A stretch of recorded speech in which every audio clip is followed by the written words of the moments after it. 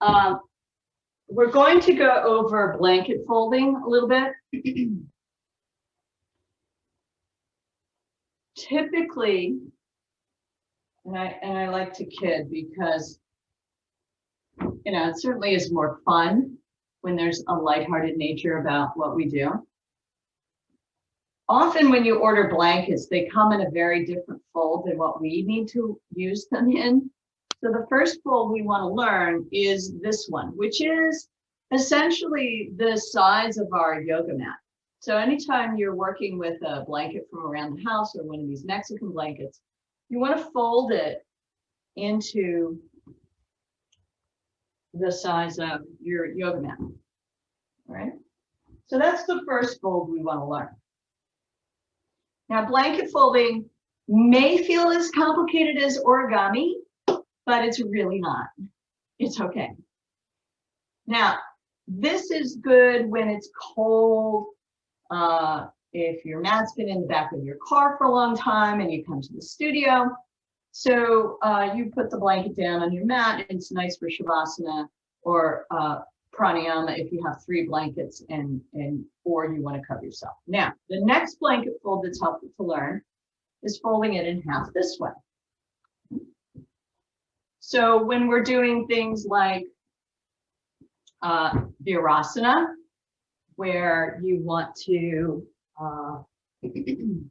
have your whole shin on the ground, right? For various things like Virasana, or if you wanted to do a bridge pose and have the whole back body able to slide and move around and not stick to your mat. This is the fold, which is essentially half of your mat, right? Now, from here, and I'm going to back up into the pranayama fold. You don't fold your blanket any more than this, because I want to cover all the folds, and then we'll come back to using this into the pranayama fold. So from here, if we folded it again, this is your shoulder balance blanket fold, all right? And there is an open edge where you have all the single layers of your material. And then there's the closed edge, which is more supportive. So this is where your head would be, this is where your shoulders would be, if you're doing shoulder balance. And you would have 2 or 3 of these blankets. A quickie pranayama, which we did earlier in the week, fold would be this, or making a child's pose bolster to support you would be this. Now, this would be considered the open end because there's more layers of fabric, whereas this would be considered, just as an example, the closed end because there's less and it's more stable. This is the open end because when you have these Mexican blankets, it's very easy to find because there's fringe, and this would be this firmer folded end. This is what we use when we do the beginning of class. Here's your open edge. Here's your closed edge, right? And we use this for Sukhasana. Forward bending, we use this rolled edge for doing forward bends because sometimes we take the leg out to the side and the thigh doesn't run into it, right? So that's briefly all of the folds. If you have a bolster and you use a blanket for your head, here's your little tri-fold.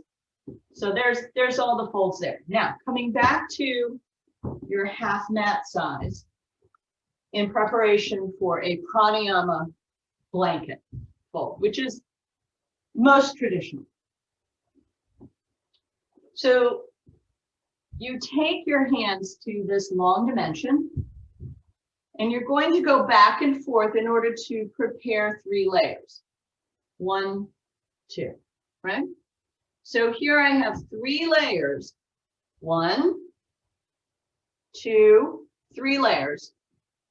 And it's narrow, right? This is the folded edge. That's going to go away from my back body.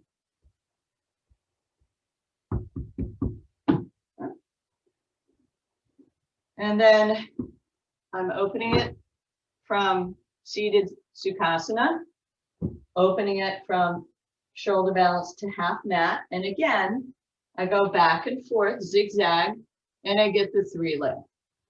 And then I'm going to stack it again, right on top. So now I have this nice long assembly that's not too high. All right, so it's a little bit more supportive than just that quick fold that we got from a shoulder balance blanket.